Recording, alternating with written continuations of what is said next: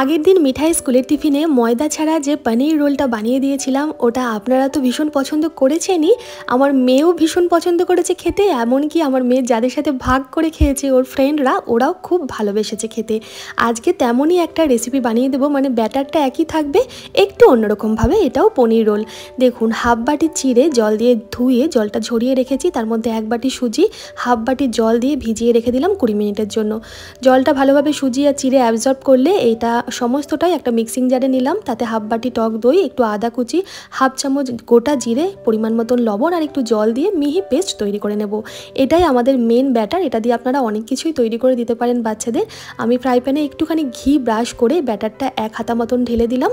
পুরো ফ্রাই প্যানেই ব্যাটারটা ভালোভাবে ছড়িয়ে দেব। এবার দেখুন, এখানে কিছুটা বিট গ্রেট করে রেখেছিলাম, গাজরও গ্রেট করে রেখেছি, পেঁয়াজটা কুচিয়ে রেখেছি আর ধনেপাতা কুচিয়ে রেখেছি। সব কিছুই ভালোভাবে ওপর থেকে ছড়িয়ে দিলাম। আর ছোট্ট ছোট্ট করে পনিরটাও কেটে রেখেছি। সেই পনিরের টুকরোগুলো দিয়ে ওপর থেকে একটু পেরি পেরি মশলা দিয়ে ঢাকা দিয়ে হাই ফ্লেমে এটা রান্না করে নেব। বেসটা বা পরোটাটা খুব ভালোভাবে যখন রান্না হয়ে যাবে, নিচের দিকে একটু গোল্ডেন রং ধরতে শুরু করবে, একটু ক্রিস্পি ক্রিস্পি নিচের দিকটা হবে, তখন এটাকে রোল করে নেব।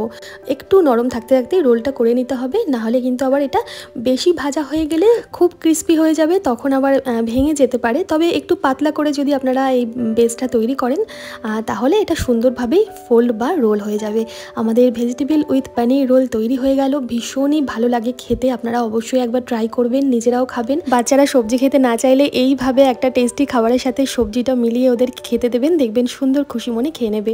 আমি গোটা পনির রোলটাই দিয়ে দিলাম, আর দুটো টুকরো করে দিয়েছি, সাথে একটা কালাকাঁদ দিয়েছি। শেষ মুখে মিষ্টি খেতে তো খুবই ভালো লাগে আমাদের। আর সাথে একটা গোটা কাঁঠালি কলা। কেমন লাগলো আজকে টিফিন বক্সের আইডিয়া জানাবেন তো অবশ্যই। আর ভালো লাগলে একটা লাইক শেয়ার করতে ভুলবেন না।